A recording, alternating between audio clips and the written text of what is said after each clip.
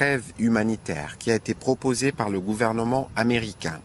La première ministre a indiqué que notre gouvernement l'a approuvée pour desserrer la pression sur nos compatriotes directement touchés par les attaques de l'armée rwandaise et permettre au gouvernement et aux organisations humanitaires de pouvoir les assister.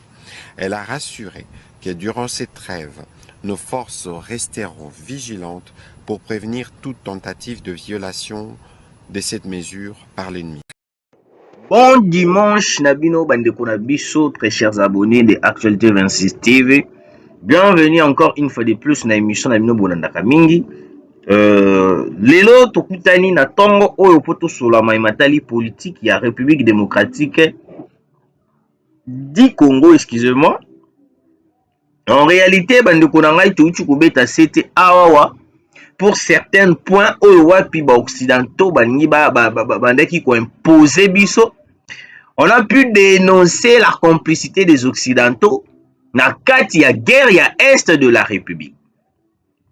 Mais quand on vous dit que non, bato misusu o bazali ko entourer mokonza mboka, sentir ya mokonza mboka, ba conseiller belé ya mokonza mboka, ebele bazali bato o ba kusunga mokonza mboka te. Oui, ba kusunga mokonza mboka te, ba ebi très bien que non, les occidentaux, les américains bazali bato o ba ko participer à 100% na maimatali maimatali guerre ya est de la République démocratique du Congo. Mais au komona bazali wana ba ko pesala mokonza mboka ba conseil moko, to éviter peut-être mususu ba komona ndenge ba prouesse mokonza mboka ko salama pona bango peut-être ba ko sepela te, pona bango peut-être ba ko linga te mokonza mboka a rester mandat na e o. Parce que le président de la République azalaki ferme. Alobaki yango bien que non akokende na mandat na e o tina suka avec réussite et que guerre ya est il faut ici là Bunagana ezala récupérer et puis population surtout ayeba na kozala kimia. Non que non, ba Corneille Inanga ba koma kosala biso ba vidéo batindela biso en nous disant que noté Kirumba et Kanyabayonga a été libéré par AFC, a été libéré par M23. Non, lelo ba M23 ba komi kozwa audace ya kobenga Corneille Inanga o le Napol kombo ngo ya moi un peu passe. Kombo ngo ya moi passe Napoléon congolais. Ba kobenga Corneille Inanga le Napoléon congolais. Quelle audace o batola ba kozwa ba ko matisa kananga. Et puis Corneille Inanga vient de nier, et je peux dire nier, vient de nier et que AFC ezali à Rwanda T. Ezali dirigé par ils ont instruction en Rwanda T. C'est faux. Je vais vous expliquer et puis je vais vous montrer de preuves. Oye kolaksa que non, AFC est dirigé par Kagame. Oui. AFC est dirigé par Kagame et puis les Occidentaux, les Américains, ceux qui ont eu décision à côté cesser les faits, c'est parce que Bangonde Mbako dirigeait guerre à est de la République. Pourquoi ils ont imposé à la RDC le cesser les faits? Je vais vous expliquer. C'est un complot bien élaboré avec le Rwanda, Naba Occidentaux, baebi nini o ba ko lukana kati wana pona koyeba na nini pour reculer, pour faire reculer la République démocratique du Congo. Oui, na koyebisa bino. Yango omoni ba ko lukana ndenge nyonso tu plan nini ba ko kusela la République. Plan nini ba ko kusela la République démocratique du Congo. Parce que ba yebi déjà que non mboka na biso avec tout ce qui dit tokobima na place o toko banga bakotisa biso la République démocratique. Yango omoni bango na plan na bango basepelaka makasi na eloko o Kabila apesa bango faveur ya kokoma bato bakomi lelo. Kabila apesa bango esengo ya ko infiltrer biso Parce que si Kabila avait refusé l'infiltration dans Kachambo Canabiso, mais peut-être qu'il y a lire Rwanda avec Félix Antoine Tshisekedi. Pourquoi Tokei n'a lire Rwanda? Parce que déjà, au début, il y avait une personne qui avait signé les accords. Oh, wapi bongo ba ko réclamer Kagatilelo, les accords avec Kabila. On avait signé les accords. On avait signé les accords. On avait signé les accords. Quel était l'accord réel? Oh, wapi bongo ba signé qui? Pour les loyo, epesa bango panique.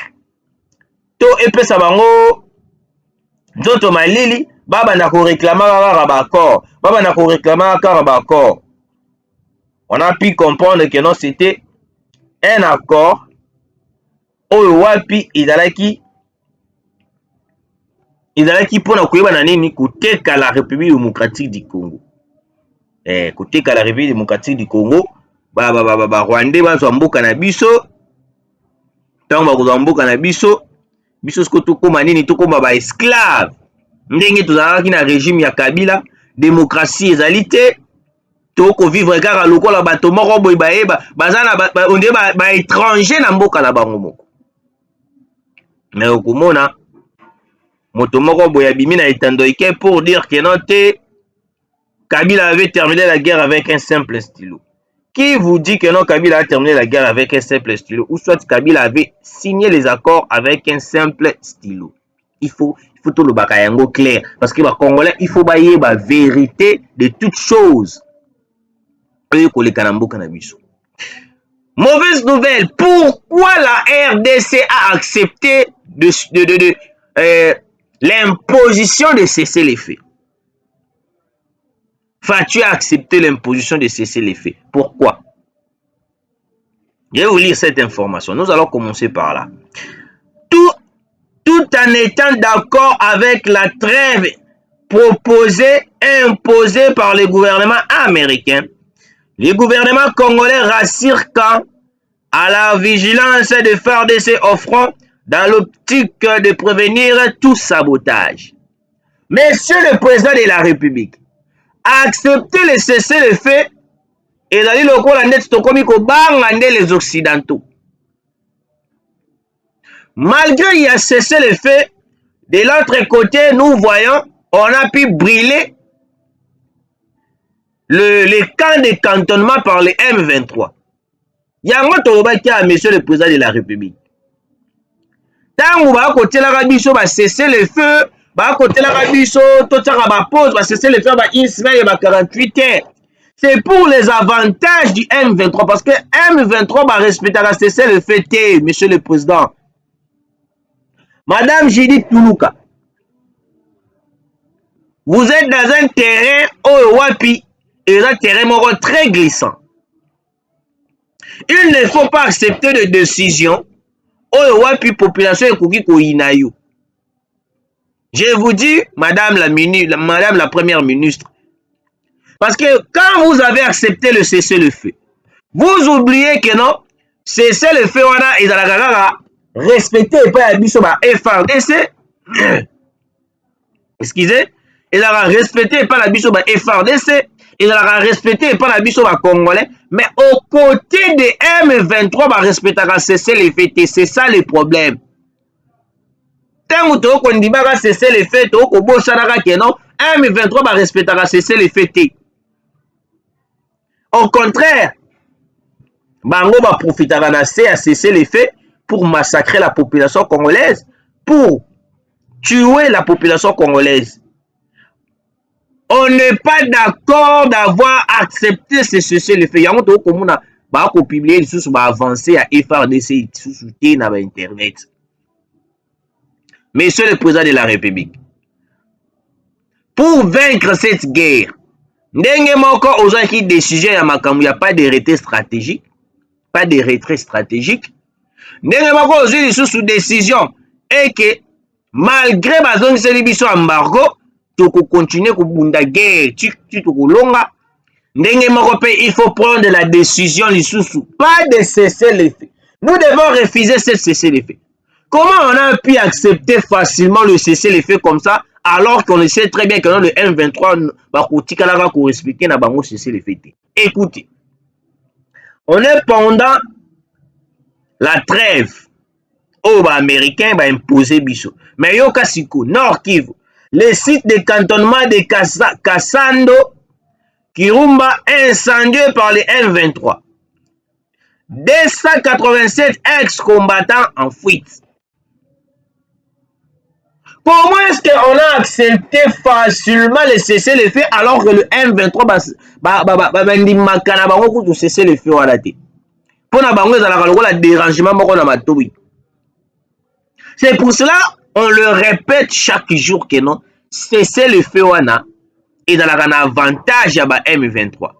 Cessez-le-feu wana ezalaka na avantage ya Paul Kagame parce que l'armée akobeta lisusu lisasité. L'armée va observer et pendant l'observation de l'armée, le M23 profite pour massacrer la population congolaise. Vous voyez un peu là où toko kende na mboka na biso. Yango toko lobaka ermia surtout bato bali ko entourer mokonza mboka. Nde ba ko pesaka mokonza mboka ba sango ya mabe, ba ko pesaka mokonza mboka ba conseil ya mabe. Des conseils oyo ezali peut-être mpona koya kopousser mokonza mboka ezali baconseil lokola ndeti tokomona militaire na kati ya front lokola Mamadou Ndala. Mamadou Ndala akozonga nsima te na bitumba akokende kaka koyeba na nini kobunda bitumba. Mais lelo ekomi bato bakoentoure mokonza mboka bapesaka mokonza mboka bastratégie moko boye ya kozongaka nsima. Le M23 va récupérer le terrain. Et tant qu'on va récupérer le terrain, la population a commis qu'on pensait comme si Mokonzamboka a dirigé ma vie. Alors que des conseillers qui entourent le président de la République, bazala ba conseil ya malungati.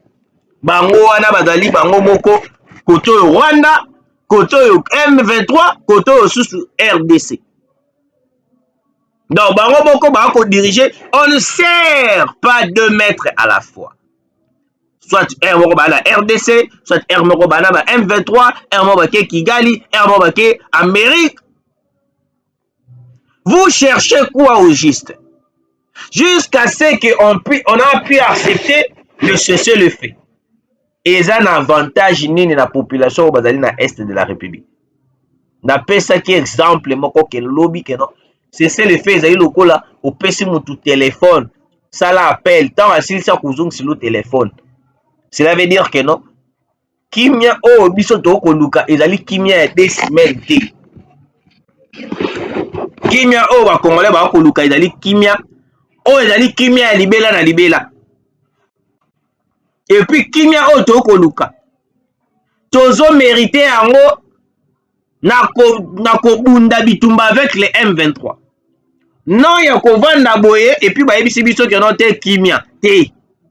Et puis kimia o ba congolais ba koluka ezali kimia ti ya kokende ko signer ba accord. Comme Olive Lembe nous les avait dit. Olive Lembe a comment je peux dire a décortiqué kaka ndenge ni régime ya Kabila ezalaki. En d'autres termes, tokozwa Olive Lembe comme si prophétesse. Parce que aebisa ki biso déjà en réalité déjà que non. Ceux qui bomonir, ceux qui te sali conclusion bien, ceux qui te comprennent bien maloba Olive Lembe. Maloba Olive Lembe ngelo bani. Omoni Kabila ndenge kimia ekotaki na mboka ya makambo ya guerre. Exactement parce que abundaki. Wana Olive Lembe d'après ce qu'on a compris. Ezali nango te apo abundaki. Mais Kabila asilisaki guerre kinengi na ko signer ba accord, il était faible. C'était ça un peu la compréhension au biso to comprenaki na maloba o Olive Lembe ba koloba na biso Kabila a terminé la guerre avec un simple stylo. Vous comprenez? Alors, très chers abonnés, il ne faut pas tokende ko signer ba accord. Oh wapi ekozongisa lisusu Congo sima. Avec à lire va conseiller va contrer mokonza mboka ya ko signisa mokonza mboka ba cesser les faits ya kondimisa mokonza mboka ya imposition ba cesser les faits. Nous risquons nous risquons koyoka keno te tokende pe kosigner eloko moko boye mpo guerre esila. Évitez mokonzi ya mboka bato baza koentoure yo baa kopesa yo baconseil ya malonga te. Comment est-ce que boko kopesa mokonzi ya mboka baidée jusqu'à ce que tondima imposition ya baaméricain ya makambo ya cesser le feu. Très chers abonnés, écoutez, je ne suis pas d'accord. Comment est-ce que l'entourage du président de la République, en ce moment, les États-Unis, il faut tout contre mur. Oui, il faut tout États-Unis contre mur. Pourquoi?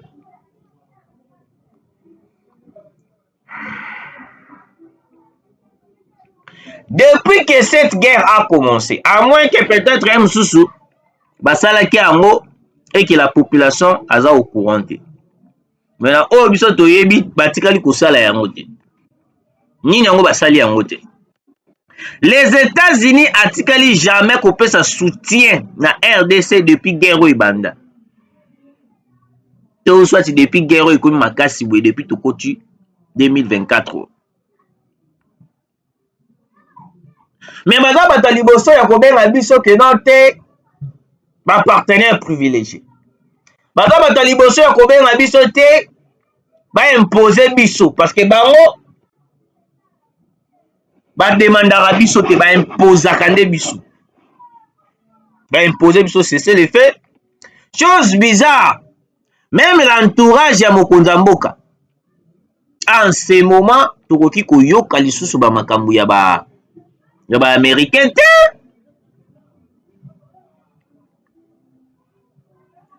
Depuis que la guerre a commencé, tout le monde place au wapité, Amérique a télémi à se lever, à Zuada, plusieurs armes, à Zuada PC la RDC, vous allez pas partenaire privilégié la biso, bozo Minduki, bobeta Rwanda.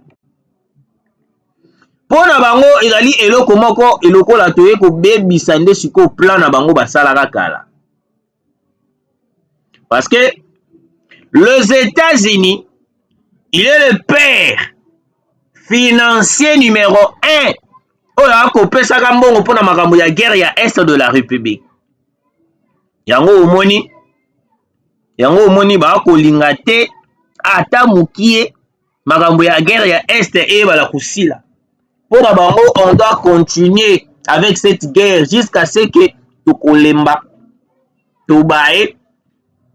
Et puis, nous avons dit, Tondimi qu'on négocie. C'est ça leur plan. Cesser le fait a été accepté malheureusement par le gouvernement congolais. Mais il y a des stratégies OEP Sami, FARDC à la vigilance. Mais moi je pense que non, ce n'est pas important. Parce que il a fallu résister à cesser le feu wana pour les Américains que non, réellement, nous souffrons. Mais malheureusement, les mauvais dirigeants, les mauvais conseillers qui entourent le président de la République, bandimi même Mokonza Mboka, parce que le président de la République refusait totalement l'imposition de cesser le feu. Mais conseiller à Mabé bandimisi mokonza mboka qui non tête di makaka total non ndenge kopesa. Moi je pense que, excusez-moi, je ne suis pas contre, mais je pense que le cesser le fait qui nous a été imposé par les Américains et quoi aboutir na eloko te. Parce que après cesser le fait bitumba ezongi. Vous voyez? Rien de donc et quoi apporter l'autre côté dans la population na biso et quoi apporter l'autre côté na bato oyo bako souffrir na est de la République. Yango to ko loba keno ba infiltrer bazali tout autour ya mokonzi mboka même na kati armée. Ba infiltrer bazali nini mokonzi mboka ndima na okaka cesser les feux na total na procédure. Non. Alors que biso to ko ndima ka ba cesser les feux, de l'autre côté bango ba ko profiter na cesser les feux pour bombarder le site de cantonnement de Kassando, où il y a une Kiumba, incendié par les M23. Vous voyez? Okay. Guerre dans l'est de la RDC. Alors que les États-Unis ont appelé le Rwanda et la RDC à une trêve, la coalition M23 RDF AFC dans un communiqué de ce dimanche a accepté cette mesure qui consiste à cesser les faits pendant 14 jours. L'Alliance Fleuve Congo AFC salue l'initiative américaine en faveur d'une trêve humanitaire de 2 semaines au Nord Kivu. À compter du 5 juillet 2024, celle-ci vise à faciliter l'assistance aux personnes déplacées internes et à permettre le retour de millions de personnes dans leurs milliers d'origines en territoire de Rutshuru, Nyiragongo, Masisi et Lubero, indique le communiqué. Dans ce communiqué, la rébellion des douanes, le Rwanda, associé éternellement le Rwanda à un conflit congolais, pourrait être considéré comme une erreur intentionnelle, déplorable. Nous croyons qu'il est encore possible de résoudre la crise actuelle par la voie politique à travers un dialogue direct sur les causes profondes des conflits. Ok? Bato oyo na mitu na bango bazalaka na pensée moko. Je vais vous expliquer pourquoi bango na mitu na bango bazosala ndenge ni. Soki bamemi biso ikomi na place moko boye bakale balobi te awa pena ndenge eza pena boye faut kaka bo négocier. Bamemi biso bakomi na place moko boye bakomi awa pena eza kaka ndenge boye bo négocier kaka parce que choix eza te bo négocier kaka. Pourquoi ceux qui bakomi na plan moko boye bakomi na place moko boye ba kozonga kaka ngano te bo négocier. Bo négocier, bo négocier. Parce que bayebi soki balobi bamema biso jusqu'au bout na ba idée na bango na ba pensée na bango. Cela veut dire que dans la guerre de l'Est de la République est aussi là. Le nouveau ministre de défense il y a Rwanda. Les noms m'échappent. Patientez, j'ai oublié son nom. J'avais fait une émission où j'avais parlé de lui. Très chers abonnés. C'est entre Moubaraka, si je ne me trompe pas. Le nouveau ministre de la Défense rwandaise. Moubaraka, si je ne me trompe pas.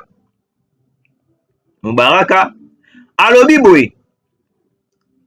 Soki guerre est si na est de la République, biso pe tokoti mpiaka. Voilà ministre ya sika ya Rwanda nde akoloba. Alobi soki guerre est si na République démocratique du Congo, biso pe tokomi mpiaka. Parce que biso toliaka kaka na sima ya guerre wana ka ndenge kobunda mamo bato ba kokufa, ndenge tokoboma bongo, ba américain ba kofuta biso tokozwaka mbongo. Mais ceux qui guerre esili kaka emeki kaka kosila ba biso mpe tosala nini tokomi mpiaka. Donc il faut guerre et continuer kaka ebandaka kosalama po biso tozala mpiaka te, biso to continuer kaka. Vous voyez? Donc cela veut dire que notre guerre il y a est de la République. Parce qu'on met tout la question. Tant ya koloba keno soki guerre esili bakokuma mpiaka. Nani azoko financer bango keno ndenge guerre ekosala maboye mbongo na bino yango oyo ndenge bokobomaka population. C'est là que j'ai compris que non tant guerre esalamaka papa masasi ekobetama bango baprofitaka kozwaka ba minere ekei Rwanda. Rwanda azwi yango asali yango ekoki kosala atindeli ba américain. Les Américains bazui ba minéré. Après avoir causé ba minéré, batindi pourcentage na Rwanda longoli pourcentage na ye et puis ba oyo nyonso bazali complice na kati ya trahison wana ya guerre wana bazwi pe bambongo na bango. Vous comprenez? Donc c'est de là que bango balala la te bavanda mpiaka te soki bavandi mpiaka cela veut dire guerre esili. Yango moni balobi ke non ba ko luka ndenge nyonso tu guerre esili te guerre est continuée. Parce que à travers la guerre nde bango ba ko zwa kama kasi ya koyeba na nini kokomaka ba patron kokomaka ba millionnaire kotongaka bandako ya malamu bana bango ba vivre ka bien. Donc c'est ça leur plan en ce moment. Mes chers abonnés, j'espère que non vous avez suivi cette émission avec sincérité et attention. Donc on met un peu c'était moi moukié na dossier oyo. Monsieur le ministre de la Justice, et ça le dossier oyo ça la rage na internet oyo kobeta kara. Plutôt l'inspecteur général de finances Gilles Alingeti. Il y a eu détournement na kati ya makambo ya Gilles Alingeti oyo wapi azalaki dévoilé, azalaki accusé jusqu'à présent, mais aucun dossier juridique ou soit aucun dossier oyo ezali kolakisa kena moto wana akozala ya moto akokangama. Parce que tu as besoin de promettre qui biso. Tant que tu promettre qui biso que non, il y aura un changement. Oh ouais puis tu constater na kati ya justice na biso. Alors tel la biso pe dossier ya Gilles Alingeti et puis dossier du sous ya Nicolas Kazadi de détourneur ya mbongo ya l'État oh wapi et kozalaka utiliser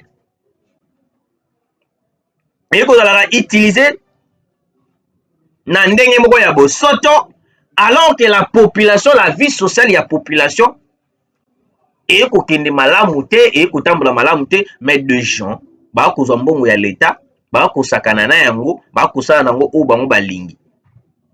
Monsieur le ministre de la Justice, ça là ta population a sekamwa mukie en traduisant ba Gilles Alingeti na ba Nicolas Kazadi na justice. Parce que avec dossier Matata Ponyo na minute o Matata Ponyo to koyeba te akosamba to akosamba te. Balobaki na biso JE yango. Est-ce que Matata Ponyo sera là-bas pour expliquer comment est-ce que a transformé qui masango na université? On ne sait pas. Prochaine marque. Alors, kolinga peti que no oti que la biso Gilles Alingeti atambola librement et que la population ba komala ba kolela na kombo na bino. Ce n'est pas bon. Je vous dis, ce n'est pas bon. La population a besoin de voir clair. Déjà là, tous en a d'avoir accepté l'imposition et cessé les faits. Et puis, Toyo Kalisusu, Gilles Alingeti est libre. Toyo Kalisusu, Nicolas Kazadi est libre. Bakotika là, vous allez jamais juger. Et couper sa peuple kanda na ndenge ya kosakana te. Et couper sa peuple kanda moko ya ndenge ya kosakana te. Vous voyez, très chers abonnés. Voilà, merci de nous avoir suivis. Tukutani Mbalasima. Oh bah on va Kabila Kozonga en 2028, ils seront arrêtés.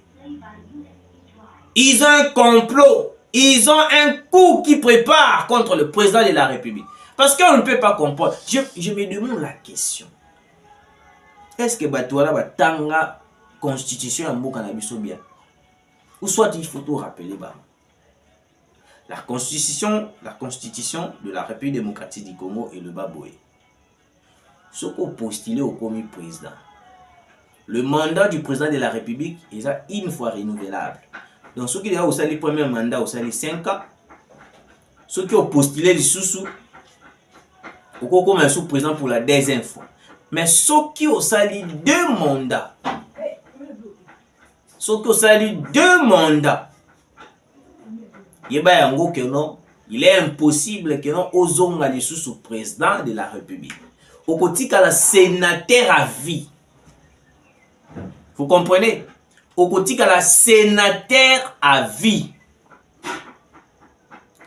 Parce qu'il est impossible une personne qui a fait 2 mandats à zonga les sous na bokonzi. Là, et comment la constitution na biso, constitution de la RDC. Vous comprenez? La constitution est claire. La constitution est tellement claire que Kabila ne peut plus jamais accéder au pouvoir. Atikali sénateur. Mais ce qu'on bazaki na plan moko bana basala. Le plan c'était quoi? Ils vont tenter d'assassiner Tshisekedi. Quand ils vont réussir d'assassiner Tshisekedi, et puis les Occidentaux banga balobanini. Lokola Tshisekedi a koufi, ils ont un président moko azali en vie, ou ils ont Kabila, lokola azana en vie. Botaena nous en attendant qu'il y ait une procédure des élections. 2 places au roi, puis on a tout le monde sous Kabila pour la 4e fois, sous qui 5e fois. Parce que Kabila a fait plus de 18 ans au pouvoir. 5 ans, 5 ans, 5 ans, ça fait 5 ans, 5 ans, 5 ans, 15. Plus 3 ans de sous. Donc Kabila maintenant a savouré pouvoir. Ayoki baby lengi à pouvoir. Tshisekedi ne va pas tomber. Et puis l'Est de la République, Goma et Kotombe te, Goma et Kotikala Goma, toutes les infiltrés qui complotent pour déstabiliser le Congo, bakozala anéanti, quel que soit les cas. C'est pour cela des renforts, na Lubero, même les militaires tchadiens, c'est pour attaquer le Rwanda. Parce qu'on avait pris la décision d'attaquer le Rwanda. Parce que le M23 est à coquille vide. Le président de la République l'avait dit clairement que le M23 est à coquille. Le président de la République a une bonne relation avec les Tchad. Alors, s'il y aura déploiement de 2000 militaires tchadiens pour éliminer, lyncher les M23, on est d'accord. Pourquoi Sikoyo est là pour agiter Mino Batou M23? Déjà, Kisangani a renforcé, Kananga a renforcé, le militaire FARDC Baza déjà wapi dans Lubero. Parce que bango pona bango bande ko sala ba plan to récupérer Goma Mubimba, tout ça la Goma Boye, tout ça la Goma Boye. Mais président de la République azalaki na ba stratégie mususu. Alors, pour terminer cette émission, laissez-moi vous expliquer qu'est-ce qui se passe réellement entre la Russie et la RDC. Alors, très chers abonnés, qu'est-ce qui se passe réellement entre Russie et RDC? Certaines personnes m'ont écrit sur WhatsApp pour dire que au moins que la Russie nous a abandonnés. Russie a la bise de l'autre côté. Russie. On est en train de se demander réellement, le président Poutine, est-ce qu'on peut un miracle côté pour la RDC? Moi, je pense que le président de la République, dans tant autokomi na yango, tokoki sukobanga ba occidentaux. Dans tant autokomi na yango, nous devons prendre des grandes décisions au ezalito kendeka na Russie mbalamoko. Cette fois-ci, plus question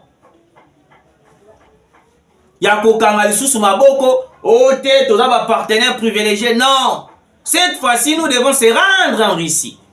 Parce que Poutine est la seule personne où elle est sincère envers les Africains. Mais qu'est-ce qui bloque entre la RDC et la Russie? To signer accord moko fiable. Où ils allaient que non, poto iba na kubenga na même ba M23. Celui qui bloque tout, Oyazo barré biso route, ce sont les Occidentaux, les États-Unis d'Amérique. Les États-Unis d'Amérique. Ne bango ba ko bloquer biso to signer to sceller parti na biso na Russie. Les États-Unis d'Amérique. Déjà au début, le président de la République a kendaki dans Russie, to kutana ki to solaki makambo tout. Les jours quand Mokonza Mboka qui idée à signer un accord avec la Russie, les États-Unis baillé balobi que non, vous êtes des partenaires privilégiés. Hein, vous êtes des partenaires privilégiés.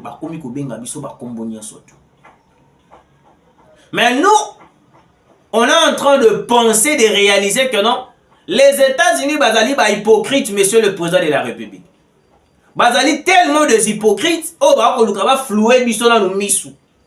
Parce qu'en ce moment, vu que nous avons l'idée de collaborer avec la Russie, parce qu'ils savent très bien que non, la Russie, ceux qui ont commis qu'on collaborer na bango, tozo risqué to beta même Satan de wana na Rwanda. Parce que Satan de yango ebang sa rappel occidentaux.